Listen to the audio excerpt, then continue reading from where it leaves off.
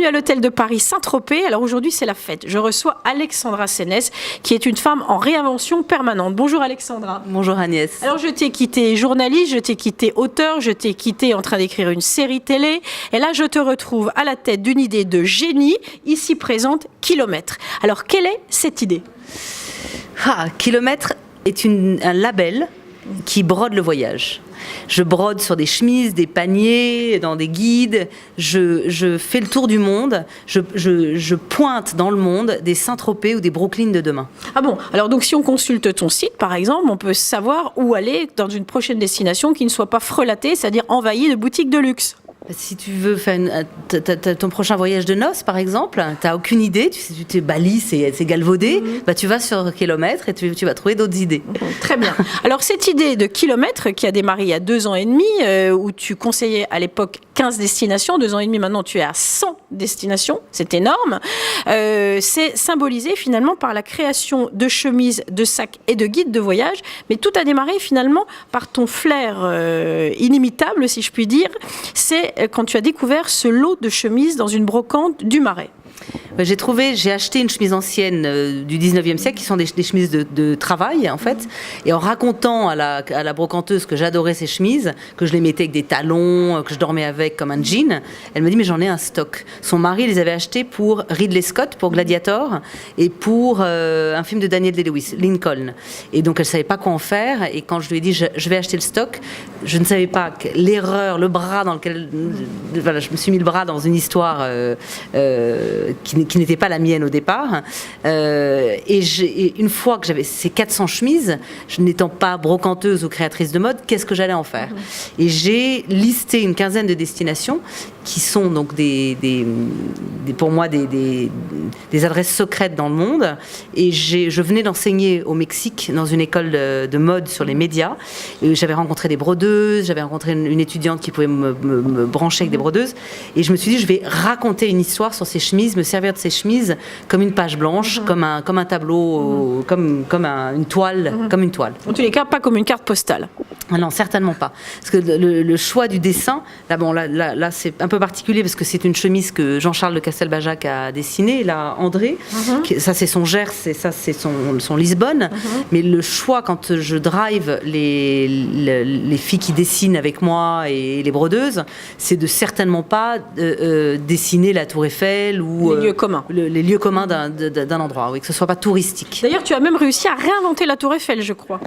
Oui, on a une chemise qui s'appelle Avenue Pierre Loti. On a trouvé une allée, qui est une allée un peu en parallèle dans le 7e arrondissement, où vous avez des bourgeois du 7e avec la grand-mère et ses petits-enfants et une glace après l'école, et un manège et un kiosque, enfin vraiment le Paris, le vrai Paris, et on n'y croise pas ni un Chinois ni un Japonais. Donc c'est une tour Eiffel secrète. Alors Alexandra, d'où te vient ce goût du voyage ? Je suis née dedans. Je suis née en Afrique et j'ai été déboulonnée. Et ensuite, j'ai vécu à New York. Puis ensuite, on m'a forcée à vivre à Grenoble, puis Aix-en-Provence, puis Paris. Voilà. Donc en fait, tous mes étés, je les ai passés à l'étranger et j'ai découvert que grâce à ça, je suis à l'aise partout dans le monde.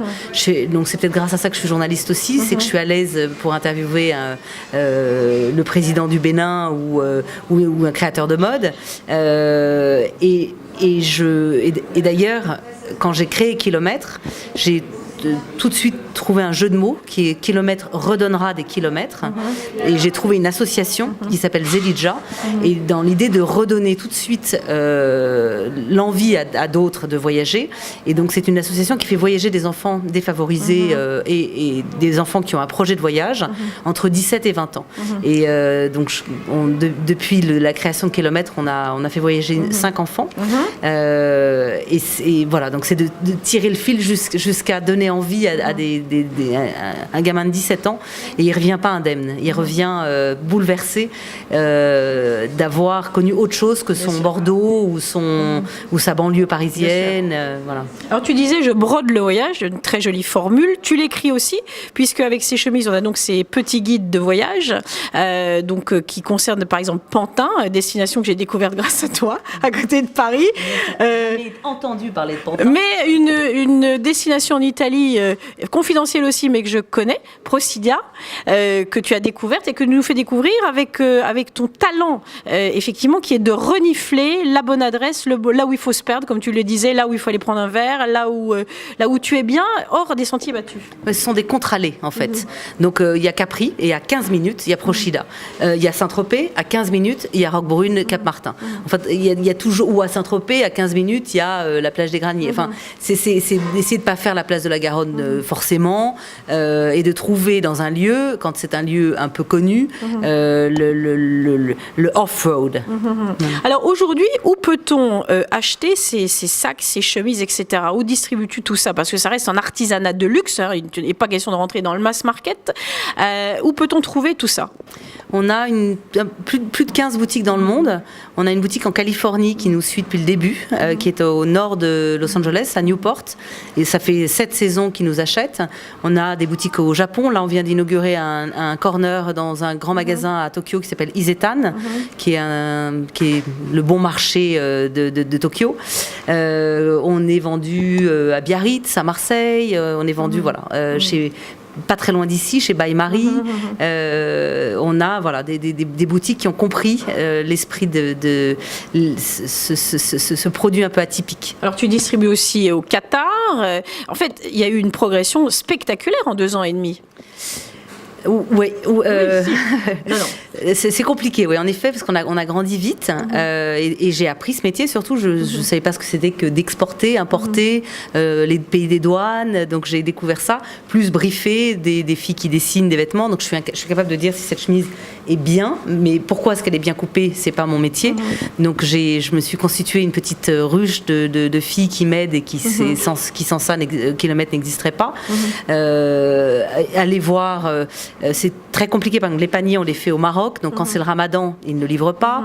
Au Mexique, quand il y a un tremblement de terre, ils ne livrent pas. En Inde, quand il y a une fête religieuse, il y en a toutes les 5 minutes. Voilà. Donc c'est comment une boutique, quand elle veut être livrée le 1er juillet, elle veut être livrée le 1er juillet. Donc j'ai découvert ce que c'était que le plaisir de l'artisanat, parce que c'est travailler avec l'humain, mais c'est aussi la vie des objets, la galère de travailler avec les artisans, quoi. Oui, oui aussi. Mais enfin, en tous les cas, c'est pour ça que des objets comme ceux-ci sont pleins de vie. Alors effectivement, des chemises dessinées par André au Castelbajac, mais aussi ces paniers. Il y a quelque chose effectivement de très raffiné, de très... Les GPS basket. Voilà, c'est ça. En fait, sur le panier, systématiquement, il y a les coordonnées GPS du lieu. Donc, si vous rentrez ça, vous arrivez à l'hôtel de Paris Saint-Tropez. Donc, c'est... on a, par exemple, sur le site, on pousse le jeu du voyage. Donc, c'est les GPS basket, mais on a aussi, sur le site, un rendez-vous qui s'appelle nos GPS, qui sont nos gens particulièrement sympathiques. C'est des petites interviews. Voilà, Agnès pourrait être interviewée. C'est des petites interviews de personnalités et on leur pose 3 questions sur le voyage. Donc, je tire le fil jusqu'à interviewer des gens sur le voyage, broder le voyage, etc. Eh bien Alexandra, alors quelle va être ta prochaine destination? Parce qu'évidemment, tu es une globe-trotteuse par obligation et par plaisir. Tu fais un petit stop par Saint-Tropez. J'espère qu'on va te retrouver cet été. Normalement, on devrait retrouver Alexandra cet été et probablement ses sacs à l'hôtel de Paris Saint-Tropez. Mais quelle est ta prochaine destination? Qu'est-ce que tu as envie de nous faire découvrir? Un musée en Tasmanie. Un musée qui s'appelle le MONA, Museum of New and Old Arts, qui est un musée complètement barré, où le propriétaire est un loufoque, où il y a un bar, parce qu'il considère qu'avant de voir de l'art, il faut avoir bu un peu.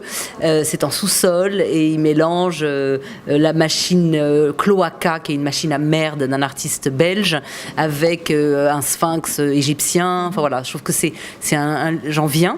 Et sinon, un lieu où j'aimerais aller bientôt, Castello Riso. J'ai fait une chemise de cet endroit. C'est une île en Grèce, qui est presque en Turquie, et qui est dure d'accès, et je rêve d'y aller parce que, en fait, le prince William y va, enfin, la terre entière y va en yacht, mais sur l'île, il n'y a pas d'hôtel de luxe, et c'est encore ultra préservé. Donc, on a vu sur une Grèce qui n'a pas bougé, mais il n'y a pas d'eau sur l'île, ou très peu, donc il y a toujours des problèmes, donc il ne risque pas d'y avoir une chaîne là-bas. Il y a une petite pensione tenue par une Française qui a tout quitté pour s'installer en Grèce, enfin, sur cette île. Donc, Castello Riso, pour moi, est peut-être un futur Mykonos ou un futur... Je pense pas, parce que comme il y a des problèmes d'eau, mais en tous les cas, c'est une pépite. Eh ben, nous allons te suivre, Alexandra. Merci beaucoup. C'était donc Le Monde selon Alexandra Sénès. Merci. Merci Agnès.